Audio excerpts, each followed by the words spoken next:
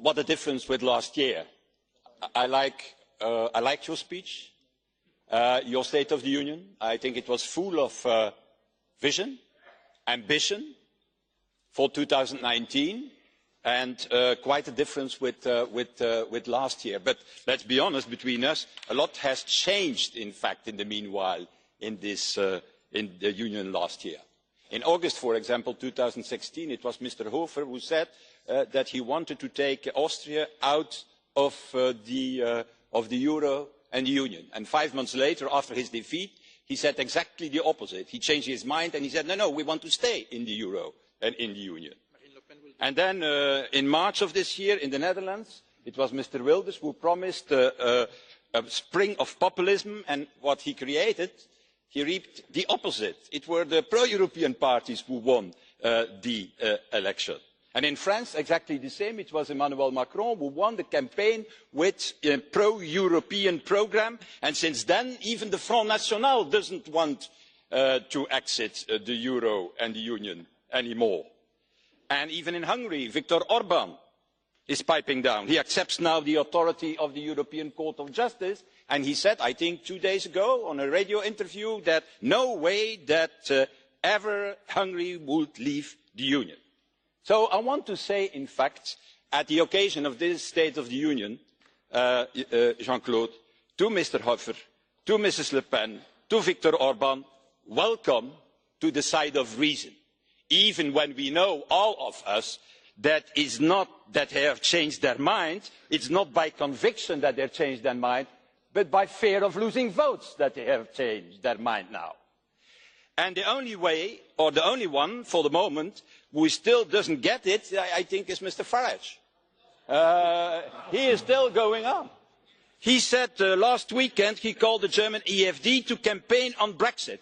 I think it's a fantastic advice to campaign on Brexit. You have to keep up the good work, Nigel.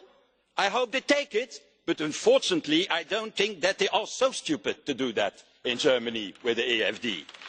And because, let's be honest, it's clear what our citizens want. They don't want to destroy Europe. They want to reform Europe. But to destroy it, no bloody way. That is the message of our citizens.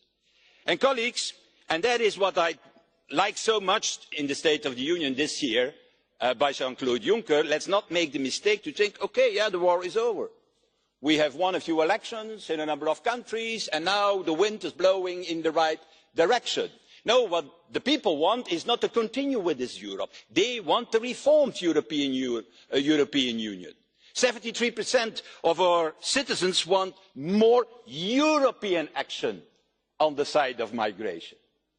75% want more European action against climate change.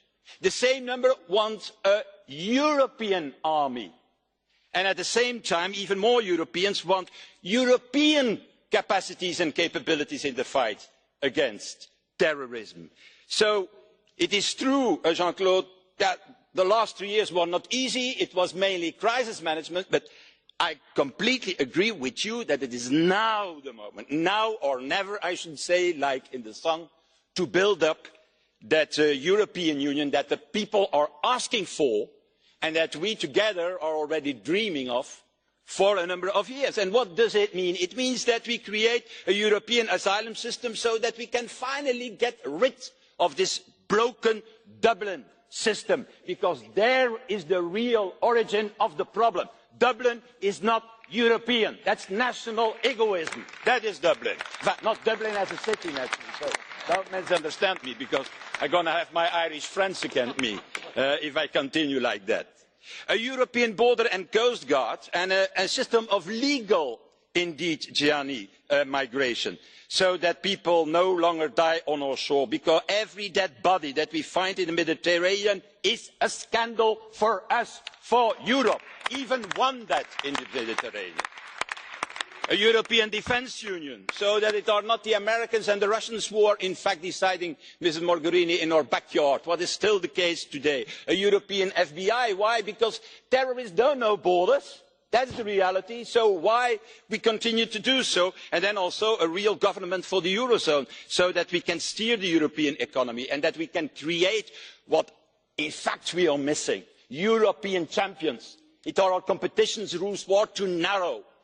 In fact, it is the fact that we have no unified markets with single regulators who make that we have no European champions that can become world champions and compete on the world level.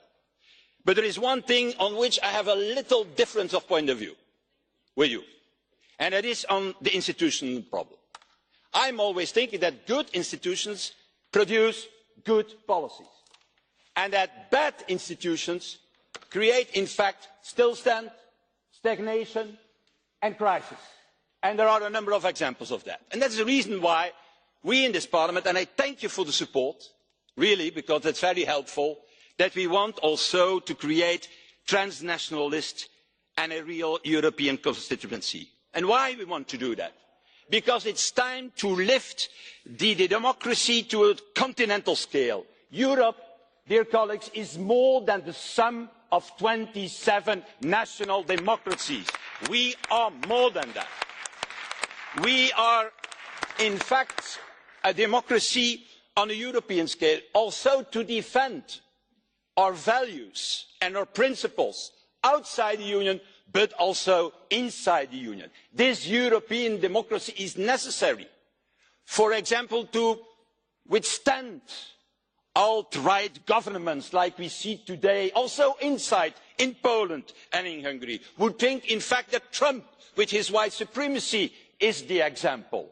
Or Putin and Orban, who jail opponents, is the example. Well, that will never be the example in whatever member state in the European Union. And for that reason, we have to create this European democracy with a transnational, in fact, responsibility. Because we need, as Emmanuel Macron has said it, near to the Acropolis, because we need to be the counterweight of all these developments and autocratic leaders worldwide. A beacon of openness, a beacon of freedom, and a beacon of hope in the 21st century. Thank you, President, and thank you, Jean-Claude Juncker, for the State of the Union.